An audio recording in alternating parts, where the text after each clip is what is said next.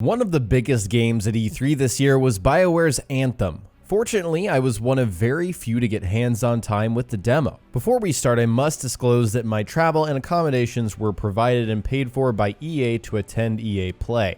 I was also given exclusive hands-on time with Anthem. If you have any more questions on disclosure, please feel free to ask me in the comments section below. Hey guys, JV here, and today I'm sharing my impressions from my hands-on time with Anthem.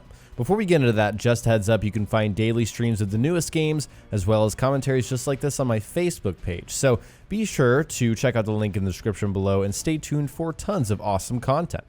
Before we dive in, I just wanted to repeat something that a lot of the news media outlets, the big ones like IGN, GameSpot, whatever, that you might have read by now, on this specific demo have said, and it's that the gameplay is much better than the EA Play gameplay shows off. It's not that it was bad gameplay, it just doesn't represent what it feels like to actually play the game.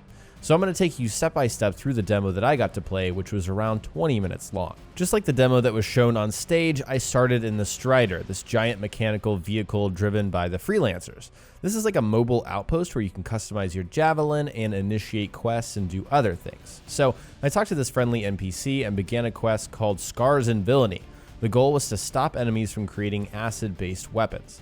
During the demo, I chose to play as the Ranger, but most of the gameplay shows this from the perspective of the Colossus. However, the Ranger is far more agile and plays almost like Iron Man. So we lifted off the Strider and followed the waypoint. Immediately, I was struck by the visuals. Anthem is a beautiful game and the level of detail is captured so vividly in the Frostbite engine. What's even more incredible is the flying mechanics. Flight mechanics feel like you're flying a jet. On an Xbox controller, which is what we were using, you double tap A to get into the air, to jump in the air, and then you push left stick in order to engage flight mode. And then you're able to push the left stick forward to throttle up with your thrusters, and then pull it backwards to throttle down and slow down. The best part of all is that when you throttle down, you can press the right stick to go into a hover mode. This allows you to stop in midair and rain down fire on your enemies.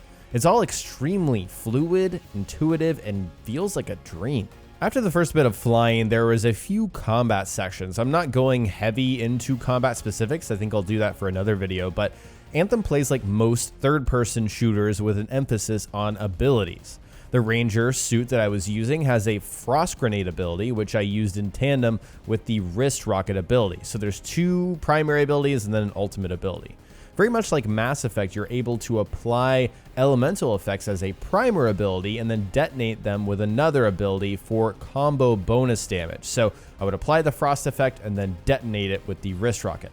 Next, there's a bit more flying, and you'll see the Ranger dodge out of the way of this Titan creature. You could do that at any time, by the way. That cool little dodge animation whenever you're flying, that's not scripted. That was actually inputted. So back to the Titan. These are huge-ass monsters that appear in world events. You'll see that on the right side of the screen. It's part of a world event to kill this thing, and you will absolutely be able to fight these in the real game, but we were told not to during our hands-on time. I suppose they just didn't have it finished. So next, we flew into the water, just like this demo, where our suits continued to propel us forward.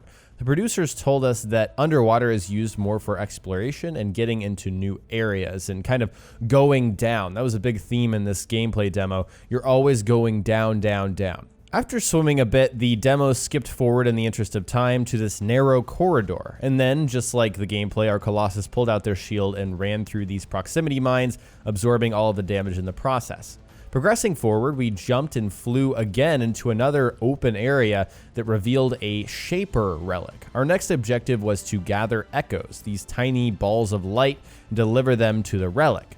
And this was the first real taste of combat. There were groups of enemies kind of guarding the echoes scattered all across this open area, and it was so satisfying to fly through the air, hover, and then unleash my Missile Barrage ultimate ability. This thing locks onto 15 targets in your field of view and fires homing missiles that explode on contact, straight out of Tony Stark's playbook. The nature of Anthem's combat encourages mobility and aggressive gameplay. There's no health regeneration, and the only way that we know right now to recover health is via these glowing red pickups on the ground, so you can't just hide. This decision was made to discourage hiding and cover shooting. and it absolutely makes a difference. This isn't a cover peeking shooter like Destiny or The Division 2, for example. You're meant to fly around, smash down, melee, get in your enemies' faces, and use your abilities. You're not meant to hide because the enemies are not lasering you down like they would in a Destiny game, for example. After collecting the echoes and silencing the relic, we were drawn towards a distant roar. Now our objective was to track down the source of the eggs that were kind of around this area. This led us to a door and into a series of caverns covered with large spiders that we had to kill.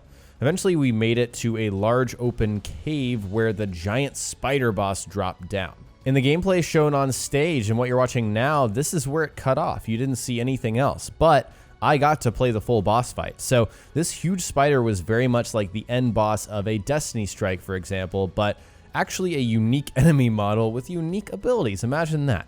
The fight functioned like a wave-based World of Warcraft raid boss. The spider's main abilities were shooting little web projectiles at you and then shooting a big web, which would actually, kind of web you in place, and you'd have to wiggle the stick to break free or have a friendly freelancer come and break you free. But meanwhile, you're flying around trying to shoot its weak points for maximum damage. This boss had a ton of health. It took us 7 to 10 minutes to defeat. At around a quarter health, the boss scurried up the wall and into one of the holes on the roof and then summoned poison spider minions to attack us. These spiders would spit acid and you had to kill them before they got too close. So it's kind of one of those types of enemies and you didn't want to get hit with that acid. So after the minions were killed, the boss returned out of the hole and each wave made the boss more aggressive and deadly, while more minions spawned each time.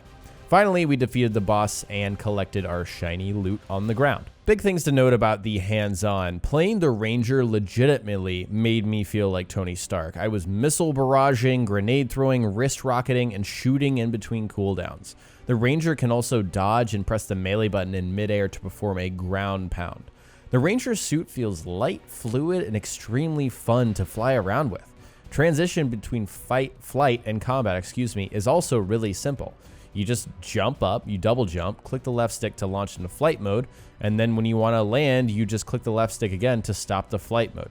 It's very easy. Something I'm sure lots of people are curious about is how much time you're going to be spending shooting your guns versus using your abilities. And I'm happy to report that ability cooldowns are very short. They're only like 6 seconds long for your primary abilities. So you'll be shooting a ton of mortars for the Colossus, throwing lots of grenades and wrist rockets for the Ranger, so on and so forth. The ultimate abilities have longer cooldowns, but that's expected because they deal more damage and they're ridiculous.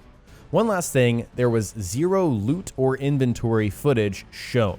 Those menus were actually disabled in our demo. Now we did see shiny loot drops, kind of like Destiny engrams. We'd see purple legendary assault rifle drops and stuff like that, but we couldn't open them up to see them. I really wish they showed those systems off because it gives people the wrong impression. Anthem has great gameplay, and no doubt about that, but it's definitely a looter shooter at its core, and I think that BioWare and EA need to show us that in their next reveal. Final thoughts, I really felt like I was playing something special with Anthem. It didn't feel like a rehashed experience with, a shiny coat of paint. It didn't feel like that at all. It felt unique, like nothing I had never played before, and exactly what I wanted it to feel like. I'm serious. Flying around, those flight mechanics are incredible. They look so much better than what was shown off. That in tandem with the combat and the abilities and the looter shooter elements and the co-op nature online, feel with the game. This is a special, special game, and I really hope that they show off more of it before launch. And of course, when they do, you will find my coverage here on the channel. So be sure you're subscribed for more Anthem coverage. Anything that comes out about the game, you can expect it here or on my Facebook page. Alright guys, that's it for today's video. In the comment section below, tell me what you thought about Anthem after E3. A lot of people were skeptical, but I think that the gameplay and the press, media, influencer, whatever you want to call us, game changers, and what we played and our thoughts seem to have really impacted people's opinions. So let me know what you think about Anthem in the comment section below. If you enjoyed the video, remember to hit that like button and subscribe for more commentaries just like this. Thanks so much for watching, and I'll talk to you next time.